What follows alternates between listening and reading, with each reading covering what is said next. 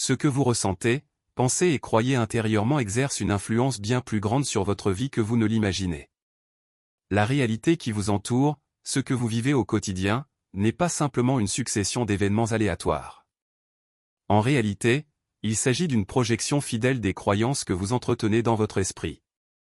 Tout ce qui se passe actuellement dans votre vie, qu'il s'agisse de réussite, de défis, de relations ou même de difficultés apparemment interminables, peut être le résultat de la vision du monde que vous avez acceptée comme étant vraie.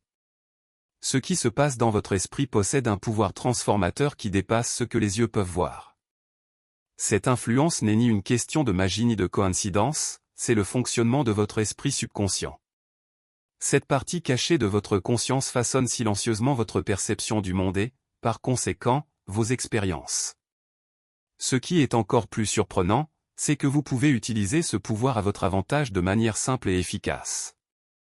La réalité que vous souhaitez existe déjà, mais elle ne peut se manifester que lorsque votre esprit est pleinement aligné avec cette vision. Le premier pas vers cette transformation n'est pas de chercher quelque chose à l'extérieur, mais plutôt de modifier votre relation intérieure avec le monde. Ce que vous acceptez comme vérité dans votre subconscient détermine directement les événements qui se produisent dans votre vie, de vos relations à votre carrière en passant par votre santé. Chaque pensée et chaque sentiment empreint de conviction fonctionne comme un aimant, attirant des expériences qui résonnent avec ses croyances profondes. Peut-être vous êtes-vous déjà demandé, si je peux accéder à ce pouvoir, que puis-je accomplir? La réponse à cette question réside dans votre propre esprit. Ce que vous pensez, ressentez et vivez est façonné par des forces bien plus profondes qu'il n'y paraît. Et la vérité, c'est que cette réalité est à votre portée, il suffit d'apprendre à l'activer consciemment. Ce que je vais partager avec vous aujourd'hui pourrait changer la manière dont vous voyez la vie et interagissez avec elle. Le subconscient n'est pas seulement un réservoir de souvenirs et d'expériences passées. Il est la force qui gouverne et oriente une grande partie de nos actions quotidiennes. Ce que vous croyez, même inconsciemment, n'influence pas seulement votre perception du monde, mais crée littéralement la réalité que vous expérimentez. Ce qui est le plus intrigant, c'est que, la plupart du temps, nous ne réalisons même pas que nous sommes guidés par ces croyances cachées. Joseph Murphy, dans son célèbre livre Le pouvoir de votre subconscient, affirme que tout ce que votre esprit conscient accepte comme vrai, votre subconscient l'adopte et le transforme en réalité. Si l'esprit conscient peut douter, le subconscient, lui, lorsqu'il est nourri d'une croyance forte et constante, l'accepte comme une vérité absolue et commence à créer des circonstances alignées avec cette vision. Avez-vous déjà remarqué que certaines personnes semblent toujours attirer les mêmes types de situations, même lorsqu'elles essaient de changer leur comportement? Cela se produit parce que le subconscient façonne continuellement la réalité en fonction des croyances et des pensées que vous entretenez, que vous en soyez conscient ou non. Il ne juge pas, il absorbe simplement ce qui lui est transmis et travaille à manifester cette vision dans le monde extérieur. Par exemple, si vous croyez que le succès est difficile à atteindre, votre subconscient opérera de manière à renforcer cette croyance, créant des obstacles qui confirment cette vision. Mais de la même manière que des croyances limitantes peuvent être implantées sans que nous en ayons conscience, elles peuvent aussi être reprogrammées. Et c'est là que réside la clé de façonner la réalité que vous désirez. La première étape consiste à comprendre que le monde extérieur est un reflet de ce que vous acceptez intérieurement. Tant que vous continuez à lutter contre les circonstances extérieures sans modifier vos croyances internes, le monde restera frustrant.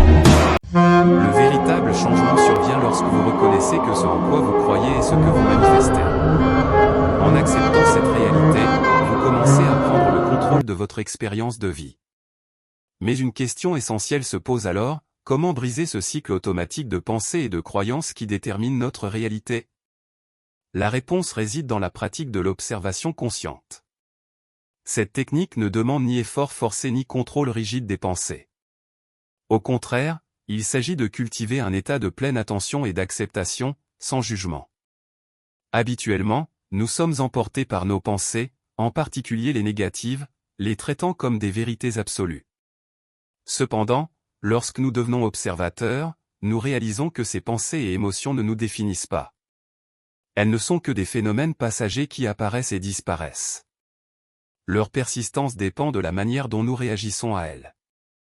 Certaines pensées peuvent sembler lourdes et oppressantes, mais si vous ne vous y attachez pas, elles disparaîtront simplement. C'est là tout le pouvoir de l'observation consciente, être présent avec ce qui émerge, sans résistance. Lorsque nous pratiquons cette forme d'observation, nous réalisons que nous n'avons pas besoin de lutter contre nos croyances limitantes pour les transformer. En les observant simplement sans nous y engager, nous donnons à notre esprit l'opportunité de se libérer naturellement de ces schémas. Le secret réside dans le fait que lorsque nous observons sans juger, nous accédons à un état de paix intérieure. Ce simple acte de percevoir une pensée sans chercher à la modifier est déjà un grand pas vers la liberté mentale. Cette liberté crée un espace pour une transformation profonde et durable. En cessant d'alimenter une pensée négative, vous créez un intervalle entre elle et votre réaction. Cet espace est le lieu où le véritable changement peut se produire. Progressivement, les anciens schémas commencent à perdre de leur emprise et se dissolvent naturellement. Vous réalisez alors que les pensées et émotions qui semblaient auparavant vous contrôler ne sont plus que des événements observables, auxquels vous pouvez choisir de ne pas réagir.